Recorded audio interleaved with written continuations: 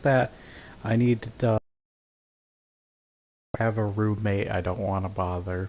So these out loud aren't always that easy. But he's going to be gone for... And I got those 2 weeks to do as many read-along content as I want. And man, do I want to read along. So we're going off of chapter 9, I believe, the Golden Eye. We last left off. We're like halfway through the book, pretty much. And what is that sound? I don't remember some of these crazy sounds going on in frickin' Elden Ring. Kind of creepy. But I will use Elden Ring as a backdrop for most of my stuff. I don't know if I should use it for, like, other stuff. Like, stuff that's not fantasy. Like Dune, I use No Man's Sky for the backdrop. As well as, like, Three Body Problem. Though, admittedly, the game for that I had in the background really didn't suit it. But, whatever. We'll do whatever. I might just have Elden Ring in the background while reading that too. So, let's... Red Mars might have to wait a while though. But for now, we can get to the other stuff, as well as more. Let's start with Chapter 9, The Golden Eye. I usually do my Maldron voice for the narration, and I will figure out the other voices as I learn them again. This is the one problem with my read-alongs, is they're kind of inconsistent. But yeah, whatever. They're not meant to be perfect anyways, and they're for both you and me, because I really want to read these books for the channel, and it should be fun. Alright.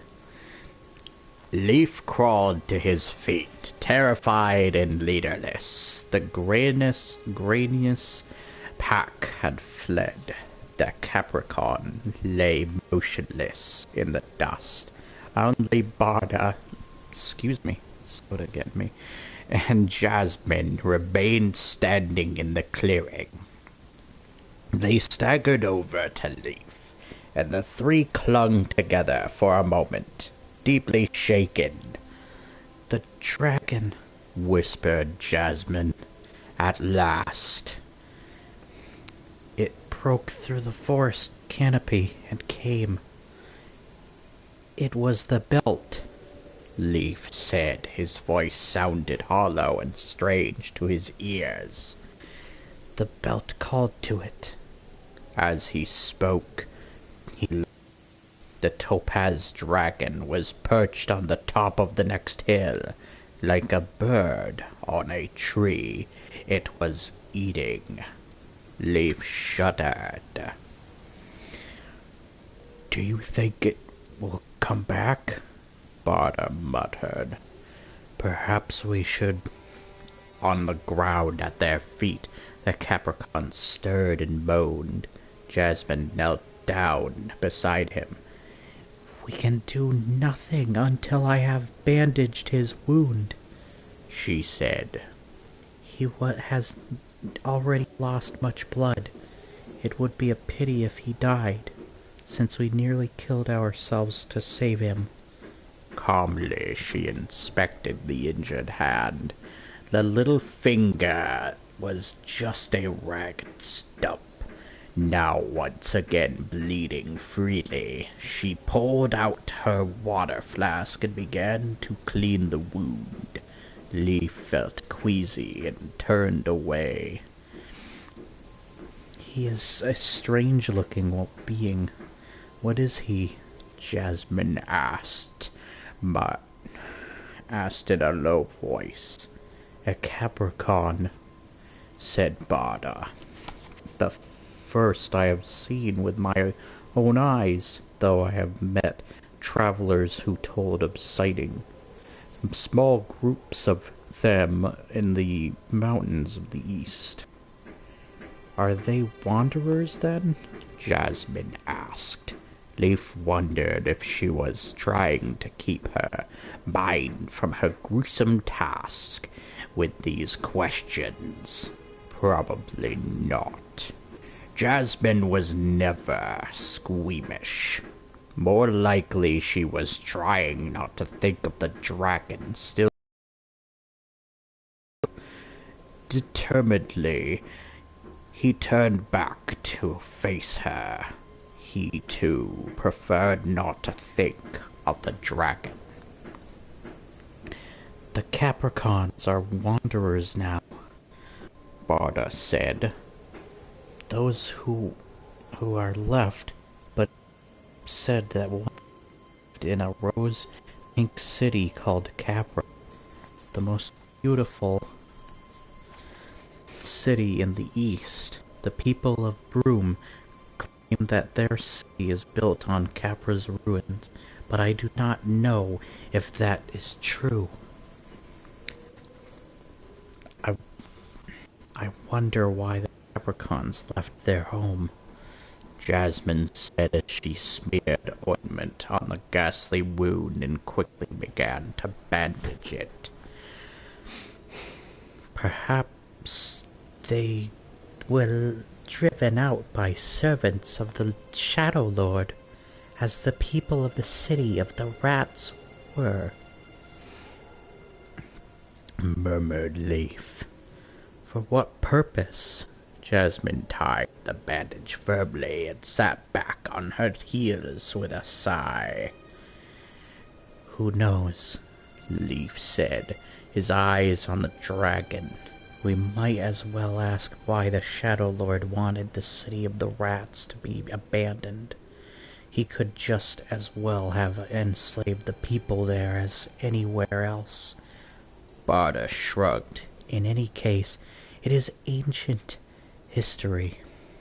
It is said that Capra was in ruins before Aiden made the belt of Deltora, and Capricorns have always held themselves apart. Little as is known of them. Dragons, mumbled the Capricorn. Dragons took Capra from us. His eyes fluttered open. They were a deep violet blue, glazed with shock and confusion. Once the Capricorns were many, he said thickly. Once we were a great people with a great city, but the dragons envied us. They wanted Capra for their They attacked again and again, killing and destroying, till at last the Capricorns were driven out, and Capra was in ruins. His voice trailed off. He lifted his bandaged hand and stared at it dazedly. I am hurt, he stammered. How have I... Then his face changed as memory slowly returned. He began to tremble. I came from the east to seek help from the king, he murmured. Help for my people. Cree landed on Jasmine's arm with a warning squawk. She looked up. Leaf glanced up too, and his heart pounded as he saw that the dragon, its meal finished, had turned in their direction and was spreading its wings. Barda, he said urgently, you and Jasmine move into the trees. Take our friend. I am Rolf. The Capricorn broke in. Rolf, eldest son of the clan Duon, heir to the lordship of Capra, Without ceremony, Barda hauled him up and began dragging him out of the clearing, his hooves trailing in the dust. Jasmine remained where she was, her eyes fixed to the sky. Philly, too, was looking up, chattering fearfully. Jasmine murmured to him and he crept beneath her collar, but Cree stayed on her arm, still as a statue. "Jasmine," Leaf began. She shook her head. "I am not leaving you, Leaf." She said, "Do not waste energy arguing with me. Be ready, Leaf." Leaf looked up again, and for a wild moment could see nothing but empty sky. The dragon was coming. He knew it. He could hear the beating of its wings. He could see the treetops thrashing and the leaves flying, as if tossed by a gale. The clearing darkened as something blocked the sun. Leaf's eyes strained as he searched for the shape he knew he must find. Then, with a thrill of awe and terror, he saw it. The golden dragon was hovering directly above the clearing, huge and menacing. Its whole underside was pale blue, blending perfectly with the afternoon sky, so that from below it was almost invisible. As Leaf watched, it began to sink out lower, lower, its wings beating lazily, its terrible talons spread.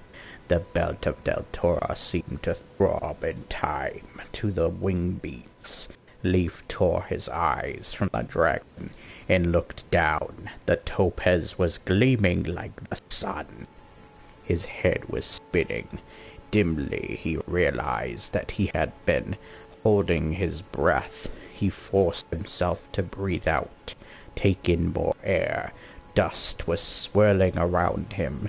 He felt Jasmine grip his arm, heard her shouting over the roaring of the wind, but he could not understand what she wanted of him. There was a blur of black in front of him. It was Cree screeching, wings beating on his face, and now Jasmine was in front of him, too, pushing him, screaming at him. Confused, he stumbled back to the edge of the clearing, and only when he found himself pressed against the trees to which the Capricorn had been bound, did he realize why Jasmine had wanted him to move. Only then did he raise his head, just in time to see the vast beast land, settling onto the dust, curling its tail around its huge body, completely filling the clearing with a blinding shimmer of gold. The dragon turned its massive head and fixed him with a golden eye. Leaf felt himself captured, held. He could not look away. "You wear the belt of the ancients," the dragon said. "The great topaz shines for you. I feel its power flowing into me like new blood in my veins. You are the king who was promised." The words vibrated in Leaf's ears, hollow and echoing as if rising from a deep well. He could see his own reflection in the dragon's eye, drifting there like a small lonely creature drowning in an ancient sea. In his mind there was no thought. Everything he had planned to say flashed from his mind. The dragon blinked, and the spell was broken. Suddenly freed, Leaf gasped and staggered. "I have slept long, and in my sleep I dreamed." Oh, sorry, that was the dragon saying that. "I have slept long, and in my sleep I dreamed," the dragon said. "My dreams were good dreams of times as they once were, when the skies were free, and the air of my domain was sweet. Now you have awoken me to this. Its black forked tongue flickered out, tasting the air. The land is not well. I feel an evil presence, poison, leaking into the earth from some dark center who has done this while I slept. The enemy from the Shadowlands, Leaf said huskily. The enemy whose creatures destroyed your race long ago. The flat golden-eyed regarded him coldly. My race was not destroyed, the dragon said. Am I not here? Do you think I am a dream? Leaf stared, not knowing what to say. Thoughtfully, the dragon raised a claw and picked a small piece of bone from between its sharp white teeth. The topaz you wear has given me new life, but my long sleep has left my body weak.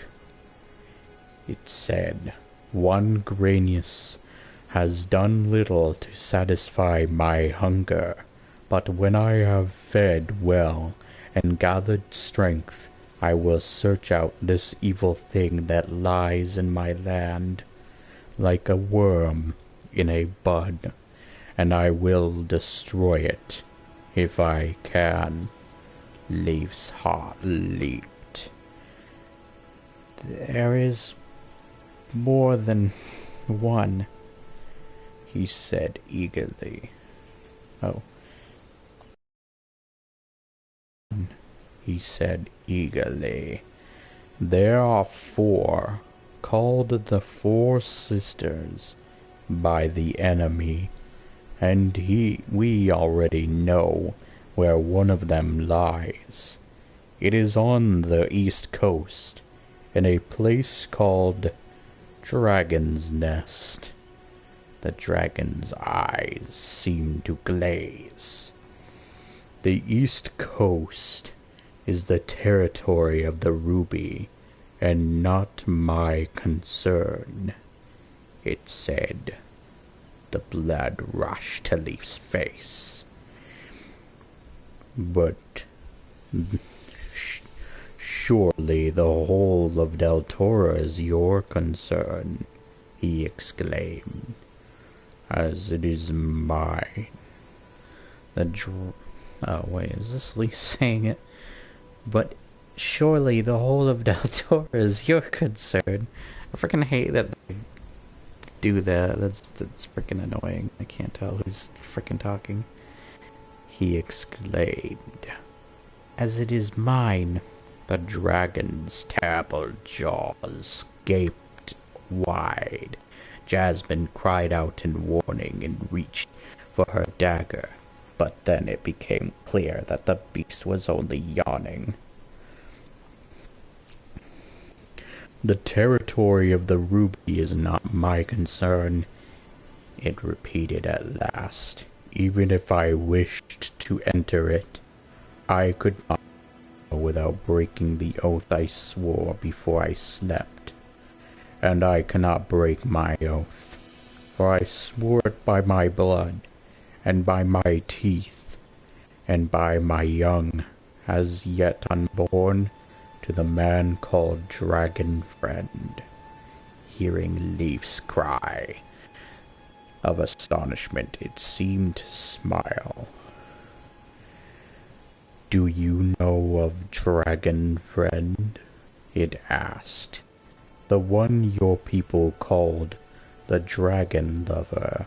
Of course, Leaf stammered. But 7 such enemies prowled our skies in those. The dragon said. Together they hunted us. They killed and killed again, till at last it came to pass that I was the only one left of all my tribe. Dragon Friend came to me in my loneliness. He said that each of the other dragon tribes had suffered the same fate. You mean only one dragon remained from each of the 7 tribes? Leaf burst out. That wasn't bursting out. Whatever. The dragon moved restlessly. So, Dragon Friend told me, and so I believed, for I had known him of old, and he had never lied to me. The golden eye flicked in Leaf's direction. Leaf swallowed and nodded. Dragon Friend had made a plan to preserve our lives. The dragon went on. He was wise in our ways. He knew that dragons can sleep for centuries, if they must. He said that I and the other 6 should hide ourselves from the enemy and let sleep embrace us until it was safe to wake. But how? How would you know when it was safe? Jasmine asked. What was to stop you sleeping forever? The dragon turned its cold gaze upon her. Leaf saw the flat, golden eye dwelling with an interest on her flowing hair, and wished she had spoken. Dragon Friend said that one day each of us would be called by the great gem of our own territory. The dragon said. He said the call would only come when the heir of the ancient king Aiden was near us, wearing the belt of power, for that would mean that the Shadow Lord had been defeated and his creatures banished from our skies. So the 7 of you slept? Leaf breathed.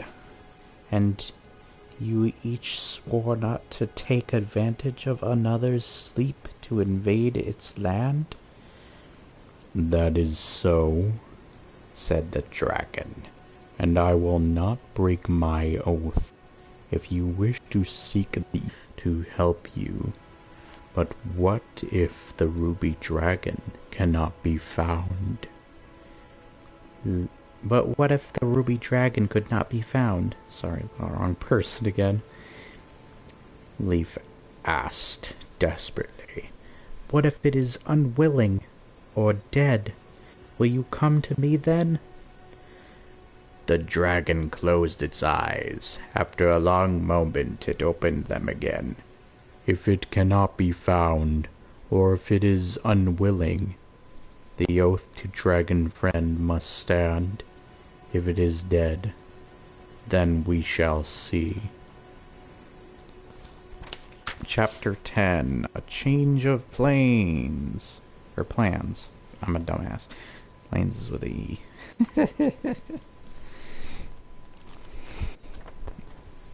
Alright. Let me just check something real quick. What's this stuff I got in the front here? That's weird. I don't know why. Okay. Yeah.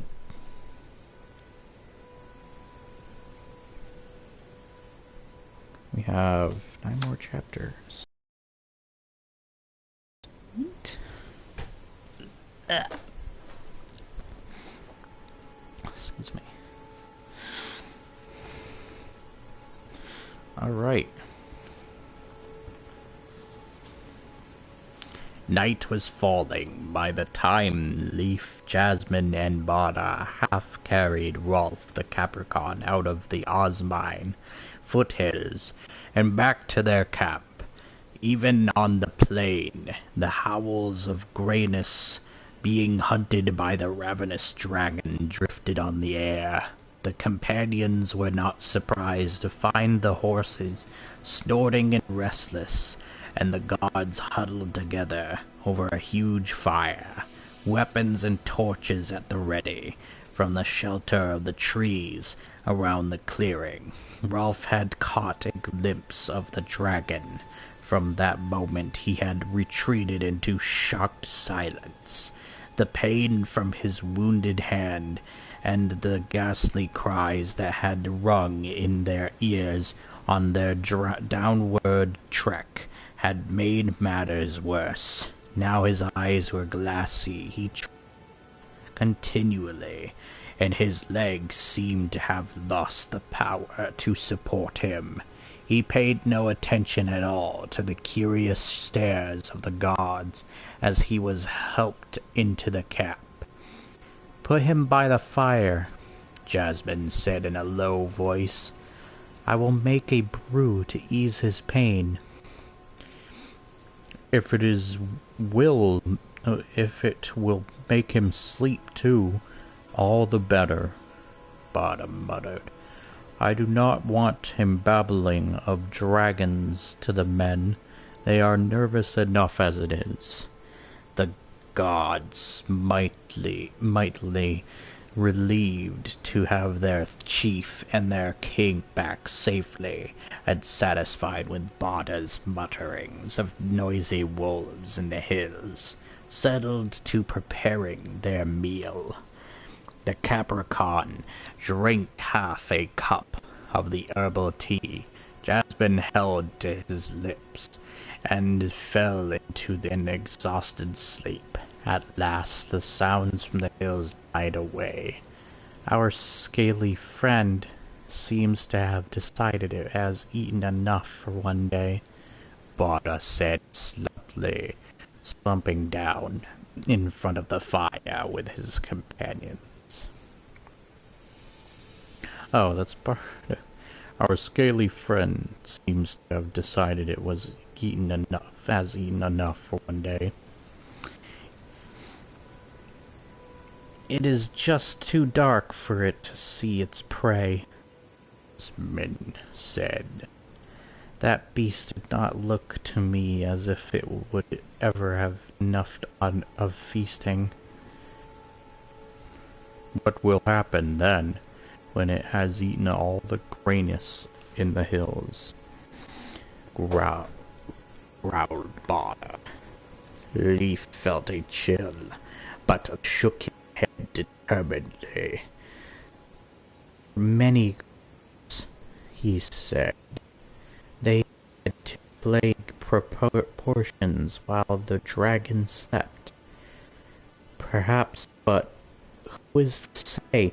It does not like to vary its diet sometimes," said Jasmine. "Remember the story of Capra?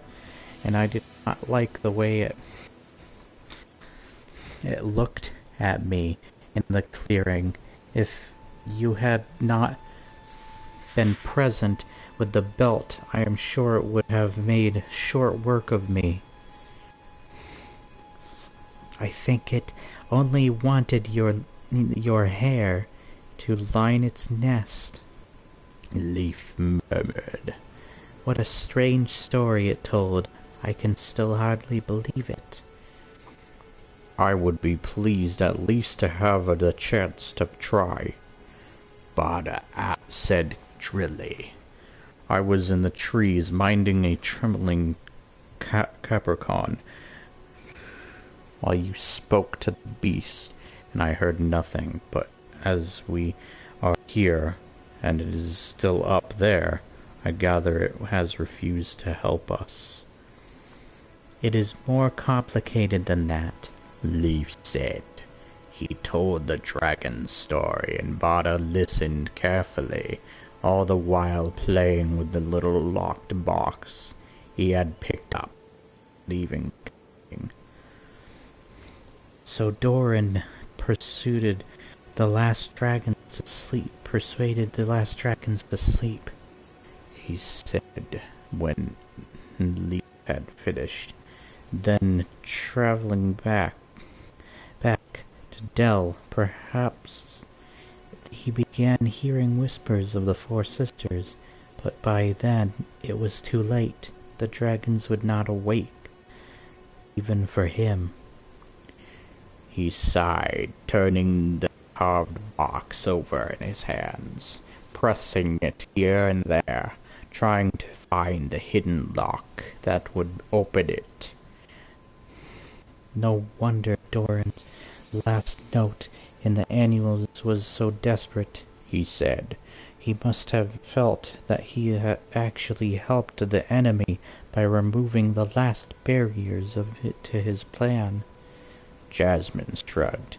If he thought that, he was wrong. There was only the one dragon left in each territory. They would have been killed by the Akbaba, one by one. They had tried to interfere. Unless the belt was with them, Leaf said slowly. He was remembering words he had seen in the Deltora annuals, words scrawled in description long ago by Doran's hand. Whoever reads my words, show them to the king if you can. The king wearing the belt of Deltora. Is Deltora's only salvation now? Leaf looked down at the belt. The great taupe gleaming with strange new depth and life. The golden dragon had added to its power, and the topaz had added to the dragon's power. He was certain that it would be the same with the ruby, if they could find the ruby dragon. He felt inside his jacket for the dragon territory's map Joseph had given him. Carefully he unfolded it and spread it out so his friends could see it. We had planned to move back south after, then travel east to Dragon's Nest by Coast Road, he said, rapidly tracing the path with his finger. But if we take that way, we will not cross to the territory of the ruby until we have almost reached our goal. Does that matter? Asked Jasmine. I think so, Leaf said. We do not know where the ruby dragon sits, but surely the less of its land we cover, the less are our chances of finding it. Bada nodded slowly. You think, then, that we should have moved northeast? He said. That will take us to territory almost at once, but it is a longer way, unless you plan to lead this parade of yours through the forests of silence, which would surely be madness. The forests are not so bad, if you keep to the trees and stay alert, Jasmine said stoutly. With you as our guide, Jasmine, the three of us alone could try it, Leaf agreed. But Barda is right. Our present party is far too large to risk such a dangerous shortcut. He put the map away and stretched, suddenly aware of how weary he was. We had better eat now and get some sleep, he said. Barda, will you tell Brid we leave at dawn? A little before dawn, I think, said Barda, giving up on the locked box and thrusting it into his pocket in annoyance. Whatever you say, Leaf. I want to be well away from here by the time that dragon begins hunting again. The next 2 days were long and filled with frustration. The weakness of Rolf the Capricorn, who was mounted unsteadily on a spare horse led by Barda, slowed their pace to a walk. Also, once the Osmine hills were behind them, the travelers began to encounter farms and villages, seeing the stirring of riders. Approaching people ran out to greet them, overjoyed at this unexpected visit from their king. Thrilled to see the heroes, Jasmine and Bada impressed by the gods, and fascinated by the Capricorn. The people were tired and worn, exhausted by the effort of toiling in barren fields, while at the same time trying to rebuild houses destroyed in the time of the Shadow Lord. Many had been prisoners in the Shadowlands, and had only recently been restored to their homes. It was impossible to disappoint them, the impossible to refuse their pleas to stay a while, to share what food and drink they could provide in the way of the country. But even as his heart bled for them, fretted over the hours that slipped by as he inspected the work they had managed to complete, and sympathized over failed crops and scrawny herds. What was worse, as he and his party ate the stringy chicken, wizened apples, and hard bread put before them, he was uneasily aware that the food could not really be spared. The travelers always left a parting gift of food from their own supplies when at last they were allowed to leave, but Leaf knew it could not make up for the feast they had been served. He knew that the villagers would be even hungrier as a result of the royal visit. If only we did not have the guards with us, he murmured as they rode away from yet another cheering crowd on the third day. They make our group so large that we cannot go anywhere unnoticed. They are our official escort, said Barda, turning in his saddle to wave at the pair of skinny, red-headed children who were running after them, trying to keep up with their horses. We cannot send them home without raising suspicion in Dell that our reason for this journey is not what we claimed. Rumors will start. People will panic, and that is exactly what we do not want. He glanced at Leaf's small face. Do not despair. By my calculation, we are about to enter the territory of the Ruby. Keep your eyes on the belt. We must not risk passing the Ruby Dragon by. Leaf nodded and straightened his back. Ashamed of his gray mood, he glanced down at the belt. The topaz still glowed, but the ruby was dull pink instead of the shining red it should be. Danger, danger here, or approaching. He looked warily from side to side, and then behind him, but could nothing. The road was deserted. Even the red-haired twins had disappeared. He guessed they had grown tired of the chase, and had run back to the village.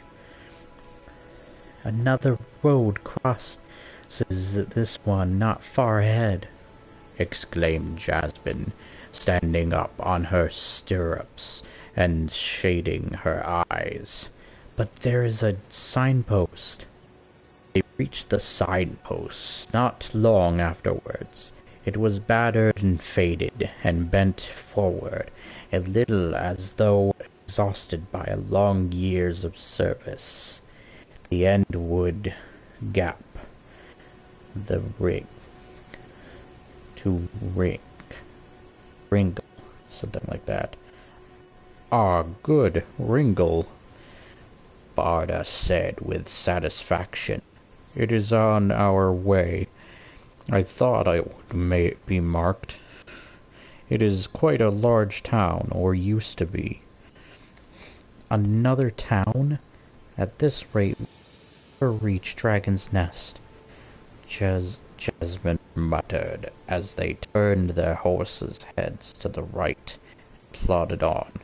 Of course, all these stops would not matter so much if only we could move faster when we were actually on a road. Leif glanced back at Rolf, who was already slumped forward. "Rolf, slows us sadly, I know, but we cannot leave him to be cared for by the farmers here," he said in a low voice. "They do not have enough to feed themselves, and he is still far too weak to be left alone. He could be strong if he wished," snapped Jasmine, taking no trouble to keep her voice down. "He eats and sleeps well enough, and his wound is healing. He puts all his energy into pitying himself." "He has lost his nerve," Bada said. "I've seen it happen to soldiers who have suffered sorely in battle. The sight of the dragon was too much for him." "Everything is too much for him," Jasmine retorted. "I doubt he had any nerve to lose." "Do not argue," Leif begged, feeling that his own nerves could take no more. "At present we have no choice but to go on as we are. We may as well make the best of it, and hope that something happens to change things soon." Not long after that something did happen, but not at all the sort of thing he expected. Chapter 11, Signs of Trouble. The road quickly narrowed to a rough, winding path. After more than an hour there was still no sign of Ringle or its outlying farms. The ground on the left began to fall away steeply. At last the trails found themselves being ride in single file, with a steep rocky hill on one side and a jagged chasm on the other. Leif reined in honey and called a halt. "I think someone must have tampered with that signpost at the crossroads," he called, looking down at the fearsome drop on his left. "This is surely not the way to Ringle." "I agree," Bada rumbled from behind him. "I fear we have been led to Endwood Gap. The post was leaning badly.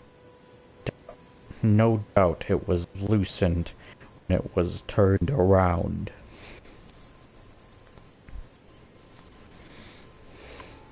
"But who would do such a thing?" exclaimed Jasmine in irritation. Bada shrugged. "Some lout with a tiny brain, who thought it was amusing to mislead travelers." But Leif was not sure it was as simple as that. The ruby and the emerald in the belt of Deltora were still as dull as river stones. His skin prickled with the awareness of danger, with the feeling that someone or something was wishing him ill. On an impulse, he lowered his hand and pressed his fingers against the ruby. He shut his eyes and with all his strength thought of the ruby dragon. "Wherever you are sleeping, dragon, awake," he whispered. "I summon you. The blood of Deltora summons you." He opened his eyes. Nothing had changed. Nothing moved on the rocky hill. The sky was blank, empty. We will go back, muttered impatiently. He tried to turn Honey around, but the horse reared and snorted in terror as the earth at the edge of the narrow path crumbled under his hooves. Jasmine, Rolf, and Rod shouted with one voice. Dirt and stone showered to the boots below. Leif held on grimly, turning Honey's head to face the front once more, urging her on until she found sure footing, and at last stood trembling but safe on firm ground. Sick with relief, he patted her, speaking to her softly, cursing his own foolishness. "It is not safe to turn the horses here," said Bada. Unnecessarily, Leif turned in the saddle to glance at him. The big man's face was beaded with sweat. At a word from Jasmine, Cree took flight. He seared upward, made a great circle above us, and a moment later back, squawking harshly. "Cree says that ahead there is a bridge over the gap," Jasmine said, ignoring the fascinated stare of the guards.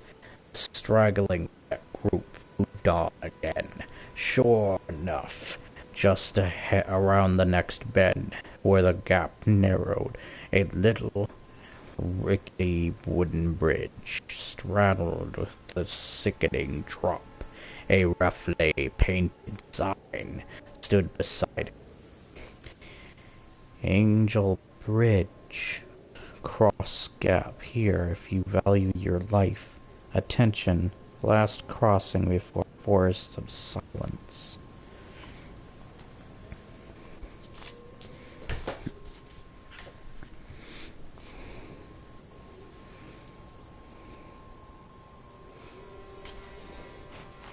The companions looked at the sign in silence, then glanced at one another. Bada raised his eyebrows. Leif and Jasmine nodded. "So that is how it is," said Bada grimly. Leif bit his lip. "Yes," he said. "I have felt it for some time. This is the proof." By now the gods at the head of the troop had seen the sign, and the dreaded words, "Forests of Silence," were passing in whispers down the line. Rolf had shrunk down in his saddle, his eyes wide and fearful. We will have to lead the horses across, sir," Brid called to Barda. "They will need it coaxing. Wilt I tell the men to dismount?" "No," Barda growled, without turning around. "I do not think we will be crossing this bridge. I think we will be going on." Brid sat rigidly, eyes straight ahead. He was plainly dismayed, but was too well trained to complain. His chief's order. Rolf, however, gave a high, strangled cry. "We cannot go on," he squealed. "You cannot lead us into the Forest of Silence to die." Bada swung down from his horse. He strode to the sign and ran his fingers over it thoughtfully. As his men watched intently, he pulled his large hunting knife from his belt. Then gently but firmly he began to scrape the face of the sign, curls of gleaming white. Paint fell to the ground. What's going on? Hold on a sec.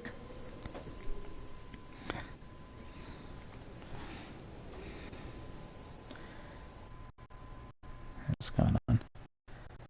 A bunch of notifications just popped up. Okay, there we go.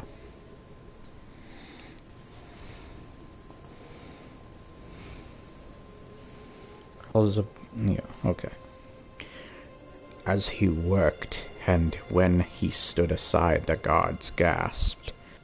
Dangerous bridge. Do not try to cross gap here if you value your life. Attention. Next bridge is last crossing before forests of silence. So? Barda said, rubbing his knife on his leggings to remove the shreds of paint still clinging to the blade. It is as we thought. Not content with leading us astray, someone painted over the bridge sign. Tried to put us. It is fortunate that this was done so recently and so clumsily that we saw through the trick at once. Otherwise, frowning, he sheathed his knife and picked up a large rock. He threw the rock onto the first few planks of the bridge. The bridge groaned, but held firm. Barda lifted another rock. This time he threw it further, so that it landed towards the bridge's center. At once several rotten timbers gave way. The bridge jolted and sagged, and the rock plummeted down, smashing into pieces on the ground far below. There were muffled groans as everyone imagined what would have happened if Leaf, Barda, and Jasmine had led the way across the bridge. Nothing was said as Barda remounted his horse. The party on, this time with the companions in the lead. Rolf and the guards turned often, looking back at the ruined bridge until it was out of sight. But Leaf, Barda, and Jasmine did not look back at all. They were talking together in low voices. If any were curious about their conversation, that curiosity remained unsatisfied. Barda had let the lead rein on Rolf's horse out as far as it would go, creating a gap between the three and all their followers, so no one could hear what they said. Gradually the gap became narrower, and in time, as the sign had promised, the travelers reached another bridge. Here the path ended, and not far ahead the gap was swallowed up by the forbidding mass of trees. All guessed that this was Endwood, the last of the three forests of silence. On the other side of the bridge, a narrow road wound away into the distance. The bridge itself looked sturdy and almost new. A carved stone stood proudly beside it. New Endwood Bridge to Ringo. Now listen carefully, said Barda, raising his voice so everyone could hear. Twice signs on our path had been altered. We believe these were deliberate attempts to injure us. We have decided, therefore, that our party should separate for the safety of all. Rolf made a small sound of protest. Then clapped in his hand over his mouth. The god stared. Under Brid's command, you are to go to the outskirts of Wrinkle. Barda went on. There, without troubling the citizens, you will make camp for the night. Then you will move on to Broom. Is that understood? Brid cleared his throat. What of you, sir? He asked. You and the Lady Jasmine and the king. We will also go to Broom, Barda said evenly, but we will go on foot, and by another way. Every man's eyes turned to the forest ahead. Every face filled with dread. Rolf clutched his heart and began to wail. But what of me? He howled. What of me? You will go with the guards, said Leif quickly, hearing Jasmine draw breath for a sharp retort. You will be perfectly safe, Rolf, I promise. Is that not so, Brid? Brid nodded, his scarred face wooden. Then let us waste no more time. Bada clapped Brid on the shoulder. Keep safe, he said. And you, sir, muttered Brid. A nerve high on his cheek twitched, but he pressed his lips together and said no more. He turned to his men and began to give orders. In moments, the guards were moving across the bridge. Brid, leading Rolf's horse, was at their head. Honey, Bella, and Swift, on lead ropes, trailed at the rear. Leif sighed with relief as the whole party reached the other side in safety. He saw the men turn and wave in farewell, and raised his own arm in response. I hope we are doing the right thing, Bada muttered. Brid clearly thinks we are mad. Jasmine snorted. Brid thinks anything out of the ordinary is mad, she said. He is so dull. Brid survived 10 years as a slave in the Shadowlands, Bada said quietly. No doubt this made him thoughtful. Jasmine bit her lip. I did not mean to insult him, she said, but you should not let his disapproval shake you, Barda. This is our best chance of losing our enemy and reaching Broom without endless delays. She sighed. It is a pity we had to let the horses go, but we had no choice. Horses cannot sleep in trees as we can. Philly chattered agreements, delighted to be rid of the large creatures that had jolted him about so painfully. Vada groaned to the idea of sleeping in the fork of the tree did not appeal to him at all. Leif said nothing. He was startled to find that despite everything, he was feeling extremely happy, and I was as mad as Brid thinks. He wondered. There is nothing to be happy about.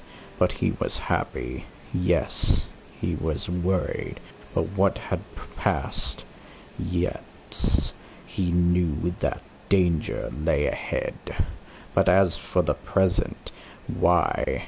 He felt like singing as he stood with Jasmine and Bada, watching the gods move away,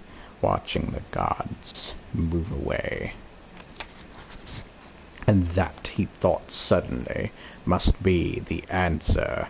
The gods were always very respectful to him.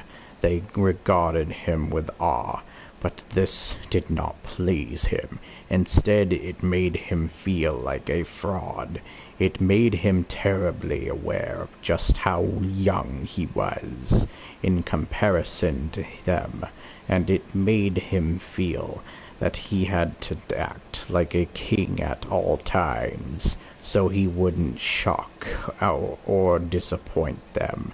Now, however, With only Jasmine and Bana for company, he could be himself. He was free. He felt as if his blood was fizzing in his veins, as if the air was sweeter and the colors in the world brighter than they have ever been before.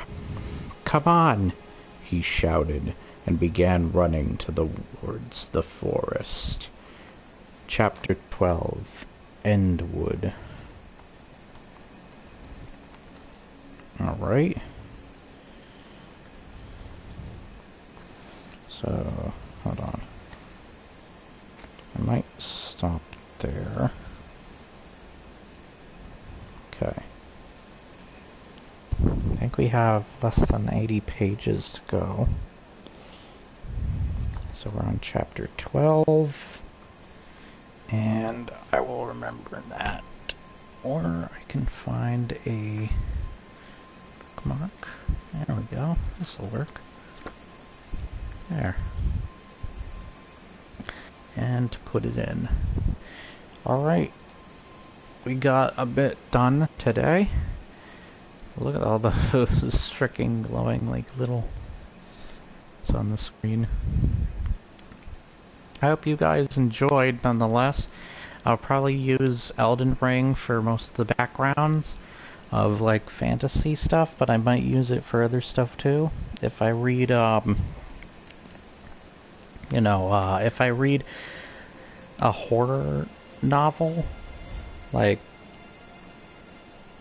or horror related, maybe I'll use Bloodborne, like some Stephen King stuff. Or maybe I'll use that for Three Body Problem, just for the background. I got a lot of books to get to, and there will be a lot more in the future, especially off of these series, but I feel like I made some progress today. I might read more later today. I need a little bit of rest though, because I'm a bit tired, and rest would be good. I think today I will probably work on a couple more books, or at least try to, and then move on from there, or maybe work on finishing Dragons of Deltora, and it'll finally be done. That's the first book in the 4-book series though, but it'll still be a good thing that that's finished. So I hope you enjoyed. Remember to like, share, and subscribe. Leave your comments below, and when you do, hit the bell for notifications. Keep up to date with the latest content and or videos. See you guys on the next video and the next read-along. I will focus mostly on read-alongs. There's a lot to do, a lot to read from so many goddamn series. Whether it be from George R. R. Martin, J.R.R. Tolkien, from the Beastars series, Brandon Sanderson, Morgan Llewellyn, Stephen King, Frank Herbert, Dan Simmons, so on and so forth. I will see you guys next time. Goodbye and have an awesome day.